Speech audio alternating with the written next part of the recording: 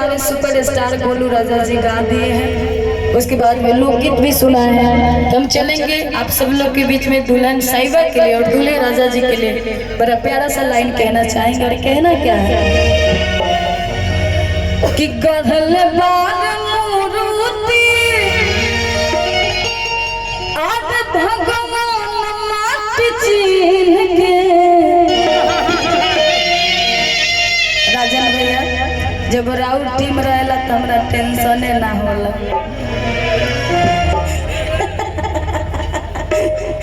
कि गढ़ल बार मूर्ति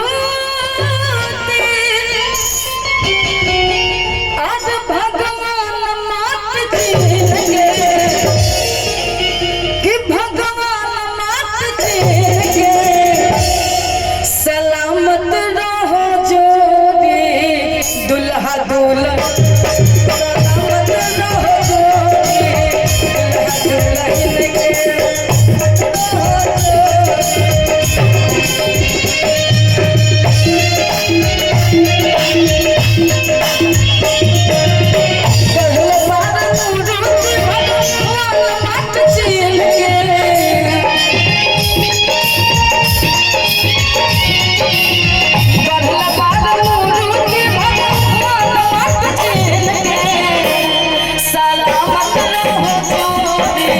दुल्हा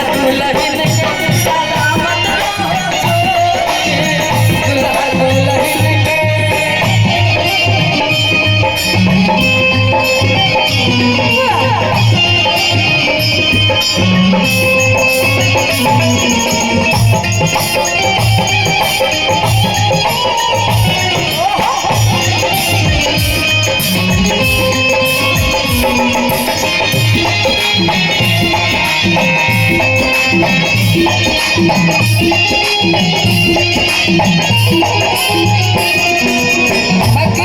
बड़ा प्यारा सा लाइन दुल्हे राजा की मन की और नजर की बात है, इसमें कहना चाहेंगे आप सब लोग से। दुल्हन के दुल्हानी हंस भरी भारी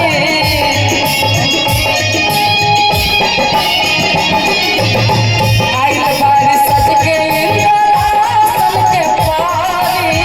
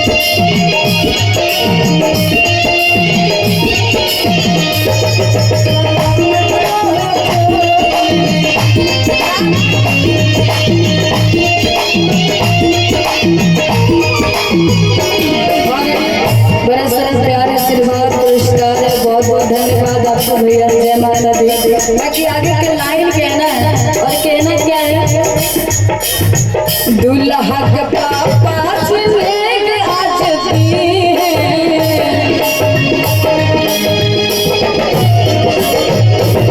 मन है नया देती हो बिना लिहावे।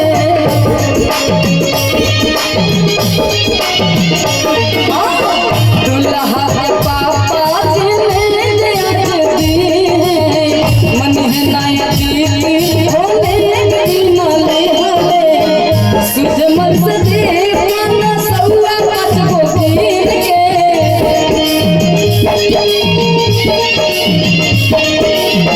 सुध मन से देखना सौआ कचको पीर के। सलामत रहो जोड़ी हाथ लहन के,